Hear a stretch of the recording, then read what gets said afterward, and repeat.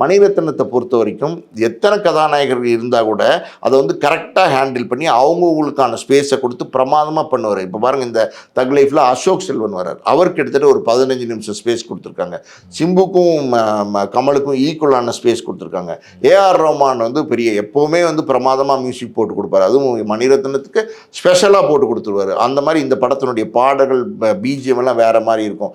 Ravi K சந்திரன் அவருடைய ஒளிப்பதிவு பாருங்கள், அதுவும் பார்த்தீங்கன்னா பெரிய ஹாலிவுட் படம் மாதிரி இருக்குது. அதான் வந்து நம்ம தமிழ் படமே இப்படி எடுக்க ஆரம்பிச்சிட்டாங்களே அப்படிங்கிற மாதிரி இருக்குது. மணிரத்னத்தை சொல்லவே வேணாம், தி பெஸ்ட் இன்டலெக்சுவல் இல்லை இன்டெலிஜென்ட் டைரக்டர். அந்த அளவுக்கு பிரமாதமாக படங்கள் பண்ணக்கூடிய ஒரு எப்படி சொல்கிறது டெக்னாலஜியை இது வரைக்கும் தமிழ் படத்தில் முதல்ல அடித்து கொண்டு வந்தது மணிரத்னம் தான். அதுக்கப்புறம் தான் சங்கர்லாம் வந்தாங்க.